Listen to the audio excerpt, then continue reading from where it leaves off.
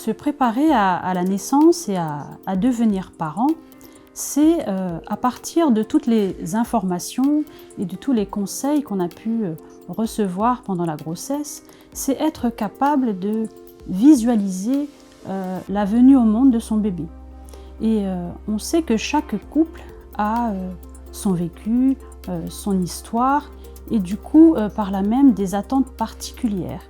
Et le but étant d'adapter ses besoins selon les possibilités du service et de l'équipe qui nous prend en charge.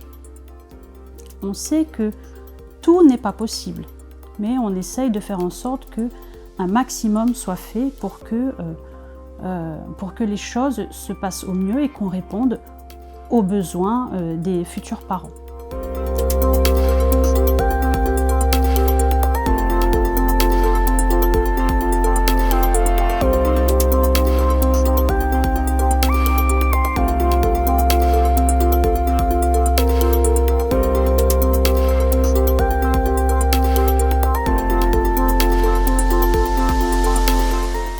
Participer aussi au cours de préparation, ça permet aussi de connaître quels sont les besoins du bébé qui arrive, quel est son rythme, et afin de pouvoir lancer son alimentation. Et tout ça va faciliter une belle rencontre avec son bébé et un séjour en maternité qui se passera au mieux.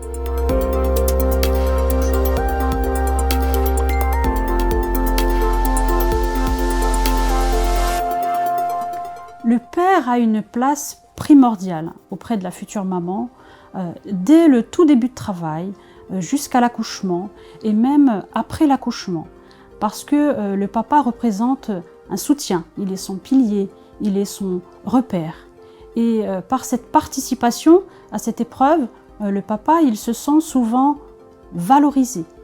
Et à partir de là, il va pouvoir aussi s'impliquer encore plus dans les suites auprès de la maman, dans les soins qu'il va prodiguer au bébé, participer activement à l'alimentation du bébé. Et tout cet ensemble va faire que la relation instaurée entre parents et enfants va être plus facile et la relation même au sein du couple va être nettement améliorée.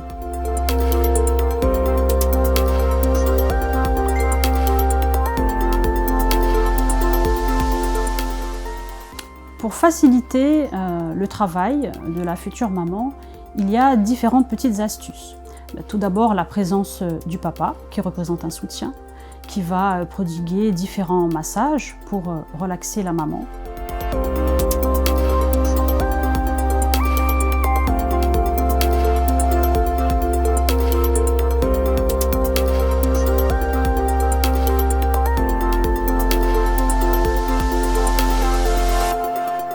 On conseille fortement aux futures mamans de bouger tant que possible entre chaque contraction, marcher,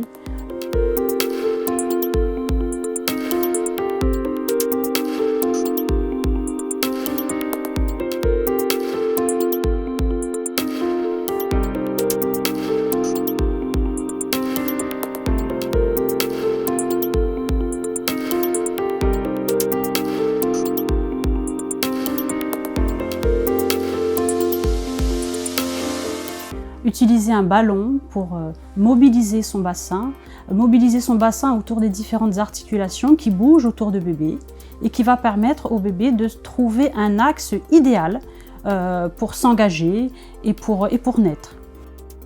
Ce qui est important, que la maman soit dans un état d'esprit de relaxation, un état d'esprit d'acceptation de la contraction, de la douleur. On leur conseille souvent de prendre des douches ou des bains chauds, de travailler autour de la respiration, une respiration contrôlée, accompagnée par le papa. Et toutes ces méthodes qu'on va utiliser afin de faciliter le déroulement et le vécu du travail va œuvrer à mettre en place une belle relation entre les parents et l'enfant et de la même manière favoriser l'installation d'un allaitement quand c'est le cas d'un allaitement maternel. Une fois qu'on est installé en salle de travail, la mobilisation sera adaptée. c'est-à-dire que l'équipe de sages-femmes et l'équipe obstétricale aidera la future maman à s'installer régulièrement, heure par heure, afin de favoriser la dilatation du col, la progression du bébé et optimiser un bel accouchement. Par la suite, si la gestion devient trop difficile, nous avons possibilité d'utiliser différents moyens médicamenteux afin d'apporter plus de confort et de relaxation à la maman. Et une fois cette phase de début de travail passée, c'est-à-dire le col arrivé à une dilatation suffisante, 3-4 cm, on pourra proposer à la future maman une pause d'analgésie péridurale qui se fait en salle de travail. Et ainsi, une fois le bébé arrivé, permettre une première mise au sein rapide et un beau démarrage de l'allaitement.